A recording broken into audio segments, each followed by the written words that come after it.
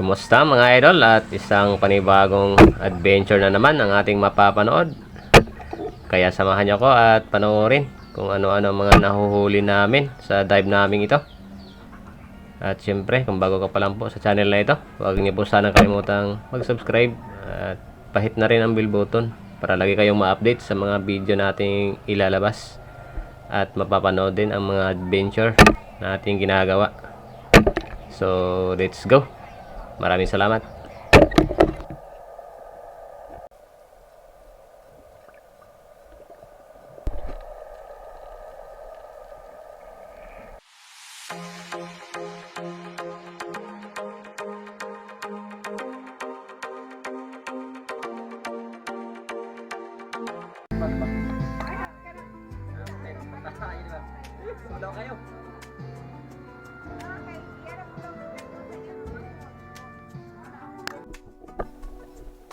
At dito sa unang lubog natin, ito agad ang nagpakita, isang malapad na langgit.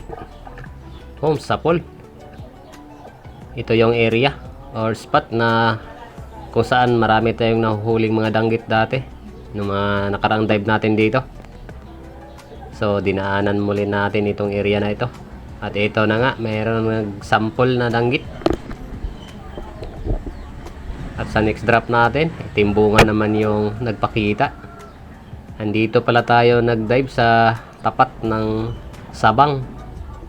Kaya maraming mga puno ng kahoy na naaanod ang napunta dito. Timbungan naman yung nadali natin. Ang kagandahan dito sa spot na ito or area na ito, puro mga mamahalin ang mapapana. At ito, isang salmonitis. I-double shot ko sana or i-double kill, kaso medyo malayo yung isa, kaya sinecure muna natin itong isa.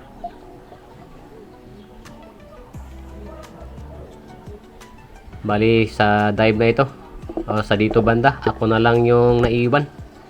Nauna na yung mga kasama natin. Umikot pa kasi ako at bumalik. At ito, nadaanan ko itong napakalaking blue crab, alimasag na lalaki, kaya dinampot na natin. At ayun, napakaamo pa, hindi na gumagalaw hanggang sa ilagay na natin sa ating lagayan. Goods na ito, sa atin ito mapupunta bukas dahil paborito natin ito. Ito sana ba banak, kaso nga lang medyo may kailapan.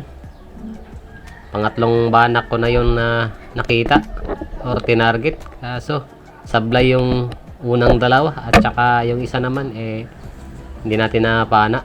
Pero ito, sa wakas nasalubong na rin natin at napakaamo nitong isang ito, kaya sintido yung pagkapana natin. Ang ganda ng patama, headshot na headshot. Ayos na rin, nakaisa din tayo sa napakaraming banak sana.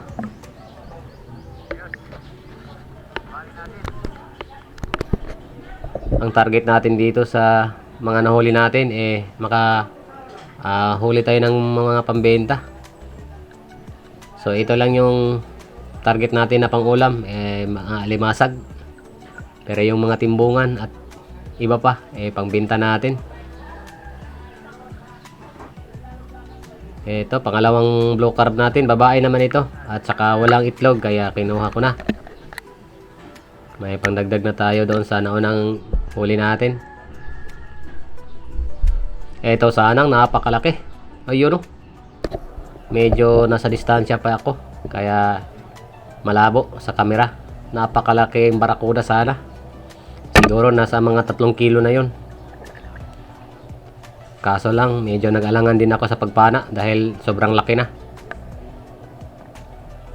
Kaya di ko na lang din pinilit. So dito, isang timbungan pa. Ito kadalasan mga isda dito sa spot na ito or sa area na ito. Puro mga mamahalin.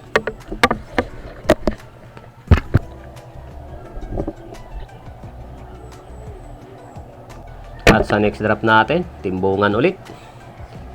Pangalawang bisis ko na itong pinana. Hindi natin napatamaan ng unang kalabit natin. Kaya inikot ko muna itong area. At ito, nasalubong ko siya ulit. At sa pool. Malaki na ito. Good size na sa comprador or sa buyer. Ang kilo nito dito sa amin pumapalo sa 290 hanggang 300. Kaya kwartang linaw na ito. Sana managdagan pa. At sa next drop natin, kanuping naman yung nakita natin na nakasandal lang sa parang sako yata yan. Ayan, good size na rin. Thank you Lord, may pangdagdag na tayo sa pambenta.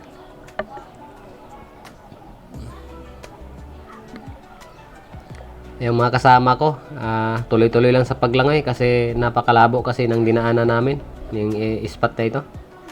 Pero tayo, nagtiyaga muna sa pag-ikot-ikot at paghahanap. At ito, isang baby barracuda. Ayan, hindi na natin na kuna ng video sa aktual na pagpana dahil patakas na. At ito naman, ito yung swerte. Grabe, napakalaking kitong sa maral sa iba. Yun, oh. Nagtago lang siya sa may malabo na parte. Kaya pag ikot ko, doon ko na siya nakita at napakaamo nito. Kaya napatamaan natin ng maganda. Yun, stone shot. Tagos sa kanyang utak yung pana natin.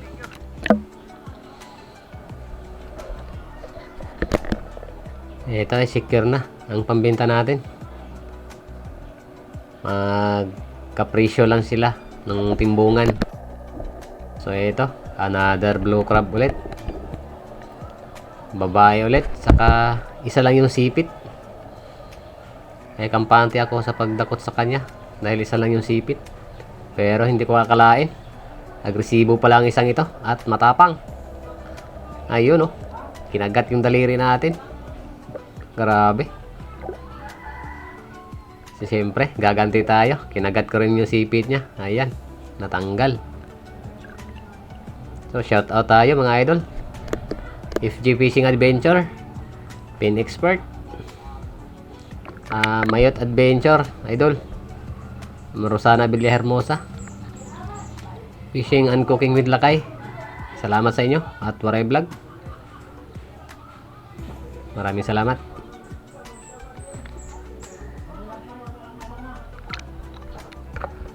So, ito yung huli ni Tatsuki. Meron din siyang kitong na malaki. Mas malaki pa sa mga nahuli natin. Ayun. Siguro nasa mga 1 kilo na ito. Grabe. Isang piraso lang, 300. At saka ang dami niyang mga salmonitis. Meron pang sulid. So, ito naman yung huli natin. Ayan. Marami tayong nahuli na hindi natin nakuna ng video dahil malabo yung area. So, ayan. Dalawang samaral natin. Secured na yung pambenta natin. At saka pang ulam. So yan guys, maraming salamat. God bless sa atin.